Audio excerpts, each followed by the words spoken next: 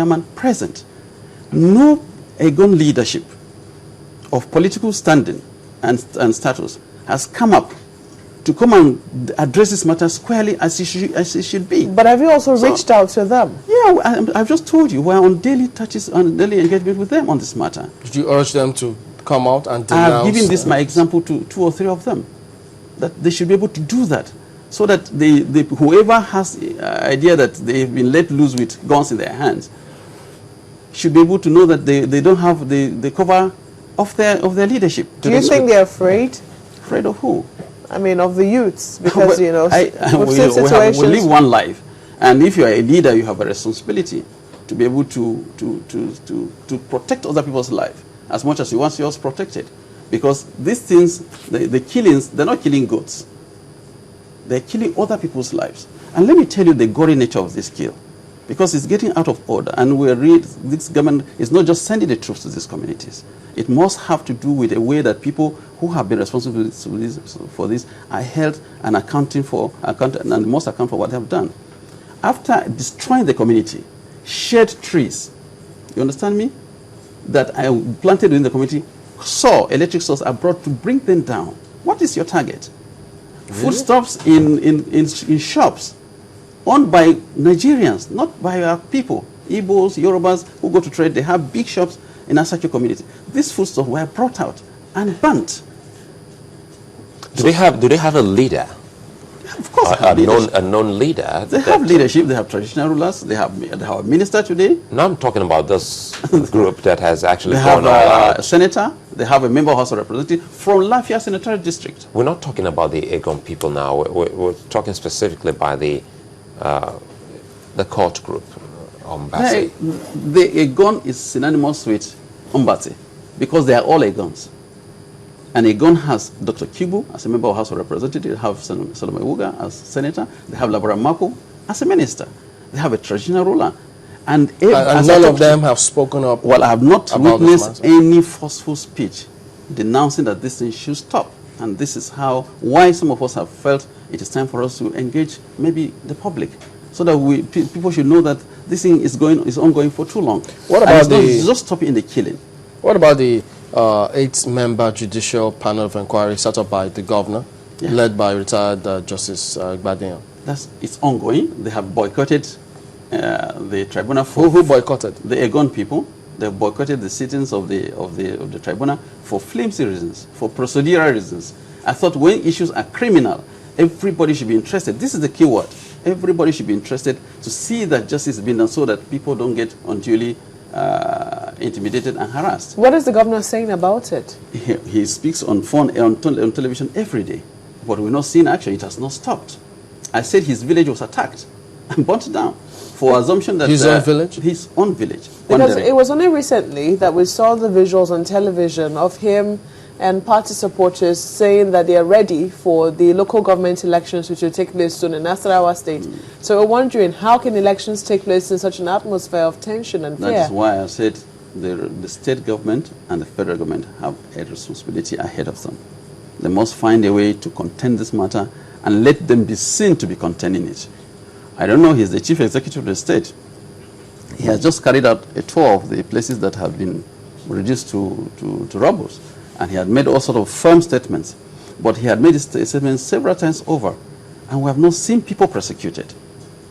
And I am really calling on my colleagues and my associates from the Egon community. Leadership, they must be seen to be disassociating themselves effectively, and also to stop this thing from further happening. Otherwise, you think that will help? It should help, because there's no way these boys rampaging the place are going about with AK-44 machine guns. Who do you think armed them? How would I know? How would I know? But you know the person carrying this gun doesn't have money to purchase it. Somebody must be behind him. He must be accessing these weapons from somewhere else. Some people, some sources that has the capacity. There's none of those people that can buy any of those weapons that they carry. It's not possible. Well, just, was last week we saw, the army officials saying that they're deploying troops to Nasarawa State. Yeah. And you say that that hasn't brought some measure of calm to the state? There's restiveness in spite of the fact that the military are now there. Of course, the activities are not ongoing as it were, but it's just like an uncome, that's a phrase, it has something to do with restiveness in the society, in the system. Every community is in a restive mood in spite of the presence of the military.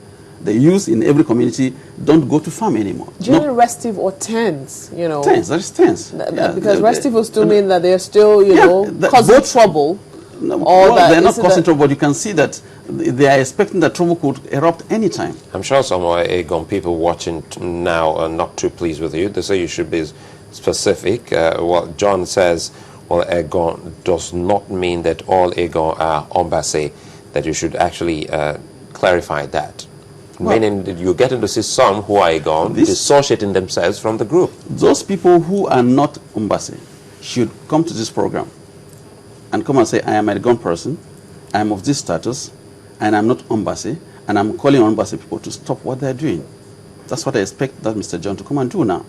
Because none of them of my level has come out to come and say what I'm saying now, which I have done consistently. Even in the heat of this, I had to go to my community and say, don't retaliate, because it's uncivil of you. It will be uncivil of you to do that. And we will not have an end to it. Let's have one case, one direction case. Somebody is doing something, government will find a way to get the community out of it. So that person should come here and make that remark here. Well, with what you've seen, do you think we have another, well, impossible or very difficult situation in our hands? We remember Metisine and Boko Haram. Now we're getting to see Ombatse. Well, it hasn't spread so far.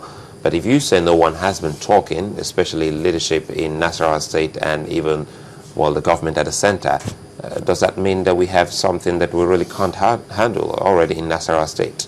It has got, look, if I have challenged you here, and I'm ready to sponsor this, if Channel TV can set up a crew to go and see the extent of damage that has been done and conduct on-the-spot assessment and interviews, you will come and tell the story better.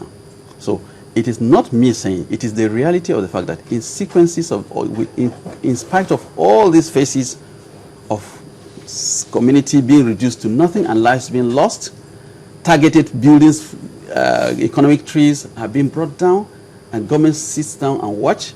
They've conducted some panels for the results of such panels are not being implemented. They have arrested people. They have not been prosecuted for killings. Could it be so how will I be able, how will you now say? Because that's how Boko Haram started.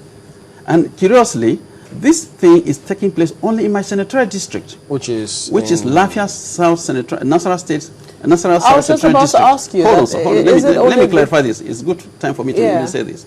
Lafia South, Lafia Senatorial District is made up of 6 or 5 local government areas, made up of tribes as Alago, Migili, Gwandara, Tiv, Egon people, and a host of others. The settlement pattern is such that Lafia local government is essentially a Kambari settlement, Asake is Alago, and Ake are in such kind of manner. Obi is essentially an Alago settlement, Agaza, Aloshi, Kiana, Agwatashi, Ageragu is a Migili settlement. Kwandere is, hold on madam, Kwandere is Gwandara, and such a host. When the Egon people came in, they found themselves settling in between these communities. Okay? In the course of time, you have a community of about 5, 7, 10, 20 people. We say, look, we want a wakili, we want a representative of the community in your council. You give him wakili. The next time is that he starts demanding right for the land that he's staying inside it, that he has a constitutional right to be able to offer it, to be able to sell it, forgetting that these things, they should be able to differentiate between what are traditional and what are political. Because each of these communities, every Egon person has participated in every political activity. They've stood for councillorship, they've won, they've stood for chairmanship, they've won, they've stood for Senate, they stood for House of Representatives, they stood for House of Assembly. So there is this problem that they have not been able to differentiate between what is political and constitutional by right for every Nigerian, and what is traditional for people that you met there, everybody is sensitive to. This is an international matter. You know, the violence that you say the Ombatse people are perpetrating, is it against only the Alago people? I've just enumerated every other tribe, including every other Nigerian, because every tribe settlement in Nasarawa State Nasarawa South Secretariat has been attacked by Ombatse. They have had their clashes with... No other group has attacked them. No other group. I know. You can say that categorically. I have just to emphasize here. There has not been a reprisal attack that has taken place except maybe at the time of engagement. When the truck was burnt? No? Is it when the truck was burnt? When the truck was burnt, it was burnt in my community. It was burnt in Obi local government. And the community was raised down by Ombatse, who were commanded to come into the place, and they handled it, and they left. Tudun Adabu is there standing. It's a typical Egon settlement. Nobody has gone there to do anything. And it's surrounded by Lago people. And this could be reduced to rubble in a split of seconds. But we stopped it. And we stopped it because our traditional rulers, the leadership has insisted, our senator has insisted, our members of House Assembly have insisted, we the leaders have also insisted. What is your senator saying about this? He is on constant touch with his colleague, Senator Ewuga, with Labaramaku, who is a minister, that this thing must stop. But I have not seen any of these gentlemen coming to the air to effect it or doing a public engagement. Okay, your problem in this, now let me use the word problem now, is that they haven't actually said anything about it publicly. But you don't know if they've been meeting this. We were telling them to sheathe the swords. Well, then they have not shielded it. Because if they are doing it, then they have not done it properly, effectively. And we cannot say you will differentiate between they are continuing doing it and they are not be able to do it properly. Are these killers invincible? No? Are the killers invincible? That's what you should ask the government, the agencies. Because I don't have the mechanism to be able to trace them. Once we are able to secure further damage of our communities, we cannot trap anybody. But there are people today in government detentions that have been arrested. So you can imagine, I've never heard this anywhere in the world, that 70 personnel of the federal government of Nigerian personnel were slaughtered. And up to this moment, there has not been any prosecution that has taken place. How do I, Jibril Sabo, can I come to this? How can I trace them? So they must be invisible, or the government has found itself in a situation where their capacity has been compromised. What if a state of emergency is declared then? Well, if people will find cause, or if you have an atmosphere for serenity, for civility, for peacefulness, for people to conduct their affairs without fear or favor, will have to be attained by that. So be it, because it's rainy season now. Crops are maturing. If our people cannot safely go to their farms and protect whatever they have found for the past 3-4 months, there will be famine in the community. And it will lead to further problems. Then proper restiveness will come, even intra-restiveness will come.